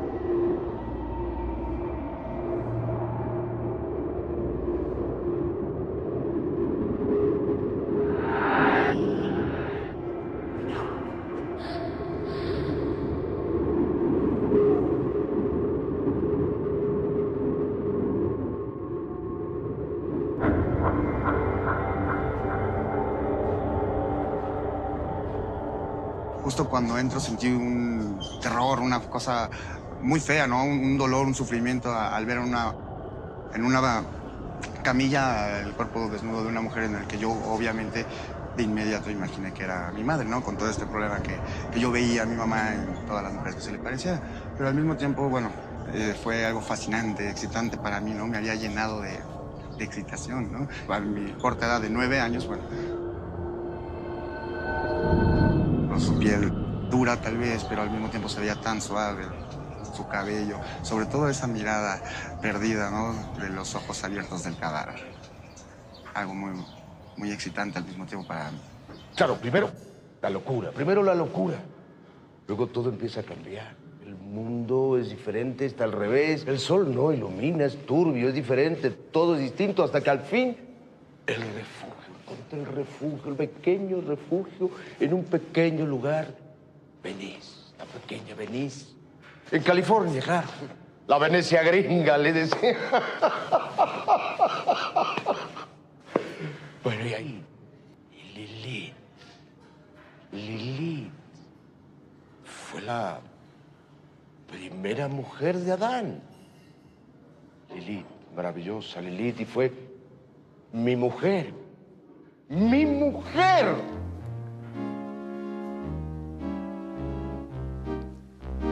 Lily. Dans la feuillée, écrin vert taché d'or. Dans la feuillée incertaine et fleurie. Sé que se casa Juan con alguien muy connotado, que le ayuda muchísimo en su profesión. Él se casó con mi mamá cuando yo tenía 5 años. Escribía los scripts con él, le ayudaba en lo que era el vestuario, la dirección artística, sobre todo en La Mansión de la Locura. También ayudaba muchísimo cuando hacía su programa de Tela de Juicio. Yo recuerdo que mi mamá se la pasaba días contactando a las personas. Se compaginaban muy bien los dos porque él era como muy creativo, pero muy impráctico. Y mi mamá era como que le resolvía toda esa parte de su vida. O sea, él era muy distraído también para vestirse. Usaba calcetín de un color, otro de otro. Y mamá siempre lo quería impecable. Porque tenía que hacer esta imagen en la tele. O sea, lo bonito es que mi mamá apreciaba la parte artística de mi papá. Pero ella también entendía que para poder mantener a una familia y todo eso tenía que también ser una persona práctica. Porque a veces, aunque él ya no quería estar ahí, él quería hacer películas.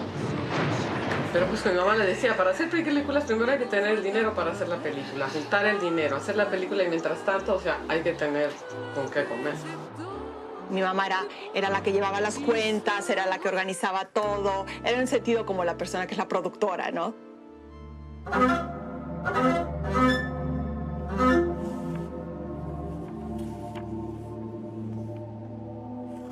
Después de que vi la película, pues para mí fue un shock mental.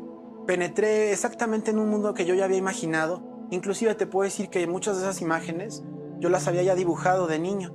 Entonces fue un momento mágico que derivó en una obsesión. Empecé a dibujar a Lucarda diario, empecé a coleccionar todo lo que tuviera que ver con la actriz Tina Romero y mi obsesión creció y creció y creció al grado de que, bueno, todavía conservo una caja llena de todos esos dibujos que yo hacía de Lucarda, de los recortes de los periódicos, cualquier cosa que tuviera que ver con Tina Romero o con cualquier persona que había salido en la Lucarda para mí era importante. Obviamente esta obsesión pues creció a tal grado que pues mi mamá sí empezó a notar raro esa colección tan despampanante de esta película. Los primeros recortes me los tiró mi mamá porque dijo que pues que me pasaba, que eso no era normal.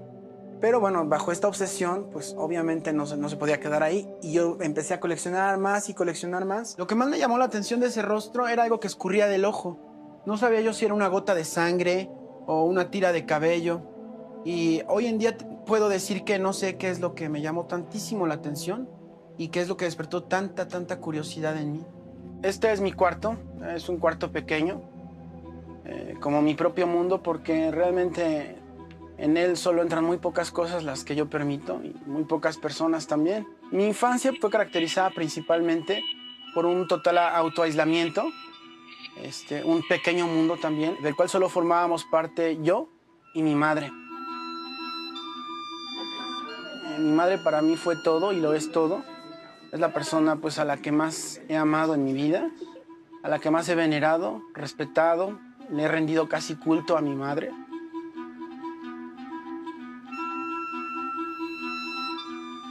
Cuando entré a la secundaria, pues los demás niños o adolescentes pues ya estaban clavados en esos rollos de enamoramientos o de sexualidad. Yo no, yo era mucho más chico que ellos. Entonces pues yo seguía más bien clavado en mi mundo infantil. Y en ese entonces mis amigos imaginarios eran Parchís. Tanto así que yo llegué a ser presidente del Club Amigos de Parchís. Yo era el encargado de coordinar las cartas que le enviaban al grupo y hacérselas llegar. Otra de las cuestiones que caracterizó mucho mi infancia fue mucho odio, muchísimo odio. Una de las cosas que a mí me apasionaba de niño, por ejemplo, era leer libros de brujería. Y yo me preguntaba cómo puede ser posible que a través del pensamiento alguien pueda causar daño a otros seres. Entonces yo, según practicaba en cortarles cabello a algunas personas, hacer lo que se llama una guanga, o sea, un fetiche, una muñeca, y clavaba alfileres y veía la reacción de la persona a ver si le estaba pasando eso. Recuerdo muy bien que mi primer experimento de vudú fue con mi perro Terry. Bueno, era el perro de mi hermana, pero me caía un poco gordo. Era muy escandaloso. Y además solía morder a mi cuyo. Inclusive mi propio padre me orilló a hacer cosas como estudiar cosas que yo a veces no quería, practicar deportes que a mí no me gustaban. Y pues con él también a veces practiqué un poquito eso. Claro, nunca funcionó. Yo oía pláticas entre mi mamá y mi papá sobre que yo era una persona extraña, que me comportaba muy extraño en la escuela.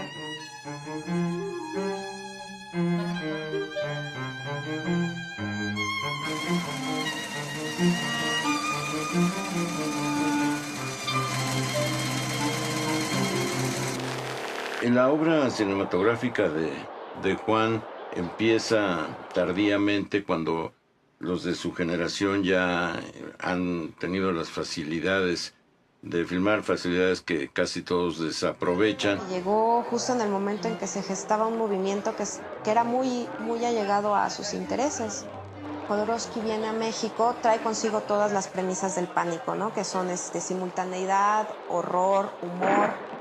Entonces era básicamente un cine independiente que yo creo que no lo hacían con el afán de ganar mucho dinero. Y vaya, era un cine que se hacía prácticamente por amor al arte, ¿no? Al arte pánico en particular. A pesar de que se ha dicho de que se trata de un cine muy pobre técnicamente, de que se le ha denostado por ese aspecto, yo creo que su principal objetivo era hacer imágenes que nunca se olvidaran. No eran comedias, no eran melodramas, no eran películas de terror. Por supuesto se debe a que pues no eran directores per se, ¿no? Sino que eran artistas multidisciplinarios. Esta espontaneidad, el crear universos con los recursos que se tenían a la mano, el no ser tan serios, el no ser tan estrictos. O sea, todo este tipo de profanar cosas que ya eran muy sagradas. No asocio en rigor a Juan López Moctezuma con el movimiento Pánico. Creo que coincidieron. Esa idea de ir hasta el final del descabellamiento de los personajes. Pero no toda esta poesía o todo ese lirismo prefabricado. Con lo que yo asocio a Juan es con Juan. Él era su propio movimiento. Él resentía muchísimo el no ser comprendido en sus términos. Sufría una gran desilusión y tristeza cuando fallaba en algo o cuando no se interpretaba bien lo que él estaba haciendo.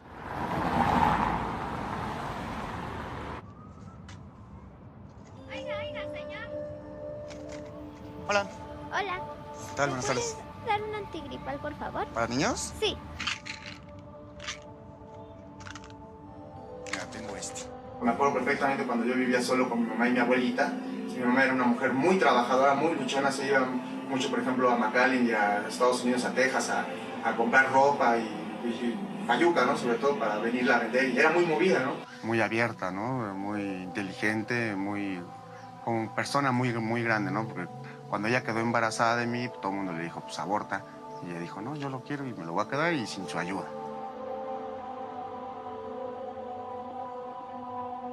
Y se echó, sí, el paquete sin ayuda de nadie, ¿no? Esta es mi mamá.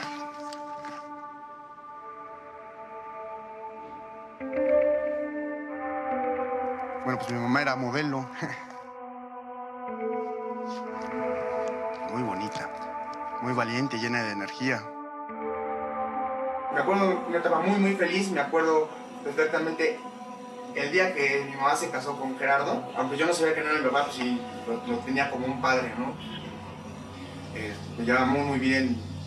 De hecho, al contrario, a veces mi mamá era la estricta, a veces que quería que estudiara más y que le echara más ganas en las cosas. Y Gerardo era así como que, no, pues déjalo más aquí. Entonces yo a veces me iba más con Gerardo, por ejemplo, para que me consintiera más en el aspecto de dejarme hacer las cosas, ¿no? Teníamos una vida familiar padre. Los domingos me la pasábamos en todos lados, en balnearios, hasta los 9 años aproximadamente vivimos así. El último año o 2 años tenían muchos problemas ya de identidad, yo creo. Se peleaban mucho, discutían mucho. Una vez sí, este cabrón agarró otra casa de mi mamá. Me mandaron a casa de una hermana de ellos, a mí y a mi hermano, como de vacaciones, digamos, pero no nos decían nada. Mi mamá no me hablaba por teléfono, Gerardo no nos hablaba por teléfono, no sabíamos nada. Durante 3 meses, o sea, yo no sabía, ni mi hermano ni yo sabíamos que mi madre había muerto, nos habían mandado a otras casas. Yo empecé a sospechar porque yo veía a todo el mundo llorar y preocupado y de negro. Me dijeron que lo que había ocurrido. Después de eso, una semana más o menos, me dijeron que, pues, bueno, que Gerardo estaba en la cárcel. Cuando nos llevaron a visitarlo, cuando a mi hermano y a mí, pues él nos contó que él no había sido, que le habían hecho una injusticia. Y pues yo le creí, de algún modo yo le creí, porque pues bueno, pues era para aquel entonces mi padre, ¿no? Yo no sabía que no lo era.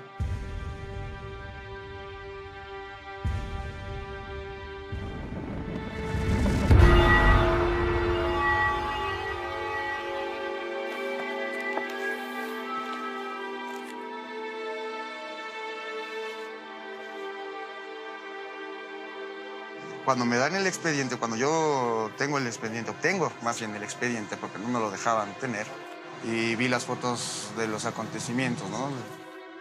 De mi madre que había sido ahorcada, golpeada y todo, pues todo el amor que pude haber tenido, que tenía para él, se convirtió en un odio extremo, ¿no?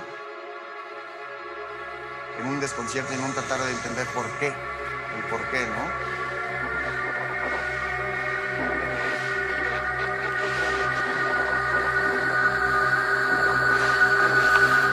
Él me había dicho una cosa, ¿no? Realmente, él me había dicho que él no había sido y yo le creí, porque siempre le creí. Y fue un choque emocional muy fuerte, tanto que lo odio a muerte, ¿no? Como para matar. me cambió por lo completo. No sé cuál hubiera sido mi vida, ¿no? Yo tenía 9 años cuando todo esto ocurrió, pero sí. Mi vida hubiera sido distinta. Otra. Yo hubiera sido piloto de avión.